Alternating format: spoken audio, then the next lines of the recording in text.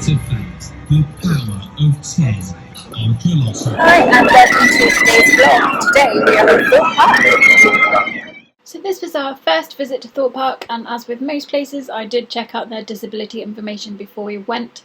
Like most theme parks, Thorpe does offer a ride access pass which you can apply for online via the link, and I'll leave all those links below. You must complete this document online 7 days before you visit, so just bear that in mind. They also offer an accessibility day planner, which is a new thing that they've introduced and basically is individual to each guest, and you can live chat with someone on the website before you go to get the best experience out of your day. There's also a telephone number you can call for the same information, and they will need to know what day you're visiting before you go. Thorpe Park also offer a free carer's ticket if you are in receipt of certain disability benefits. Again, all the information is on the website and I will link that below. There are also plenty of disabled toilets and accessible areas and rides.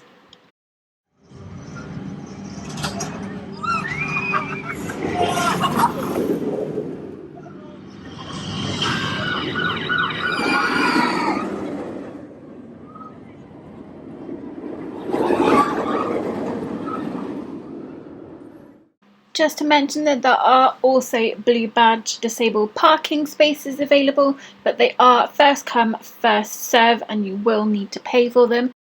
So yeah, you will need a valid parking ticket to park in these spaces. Just follow the signs when you get there to head towards the disabled parking, which is right near the entrance and really handy.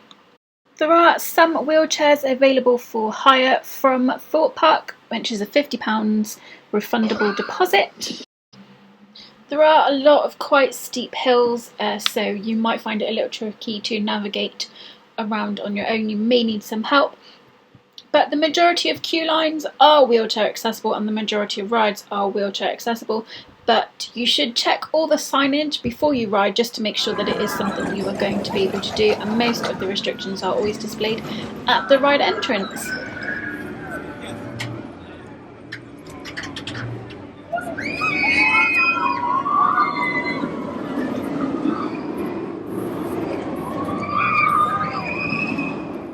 Thorpe Park does allow assistance dogs, but sadly they are not able to ride on the rides with you.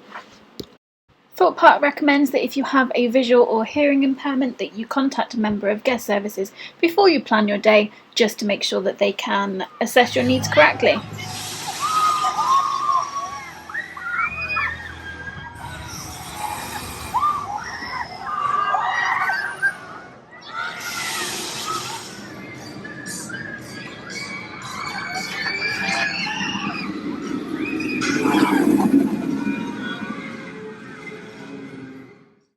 I felt like Thorpe was a fairly compact park. It wasn't sort of overly hugely laid out, so it was fairly easy for us to navigate around in the wheelchair. Like I did mention earlier, there are some very steep hills, which unfortunately for Neil, he did have to push me up and down. But there were plenty of shady spaces that I could wait for Neil whilst he had his fill of the ride, and he had a really good day. I was really pleased that he was able to get on everything that he wanted to. The disabled toilet facilities were really good. The couple that I went in did require a radar key, though luckily I do have my own, so I don't know if you are able to obtain them on the site.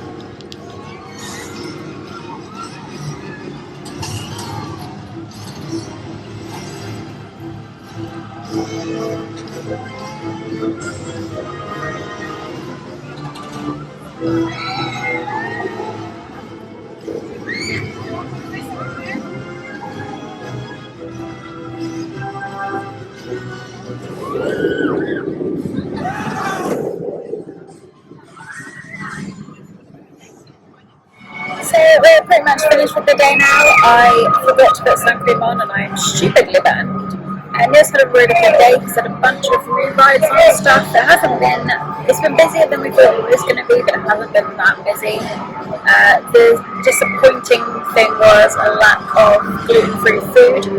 They say on their website that they've got lots of places you can have a gluten-free meal, but all of those places were completely closed, so I couldn't have anything to eat at all today, which was a bit of a shame.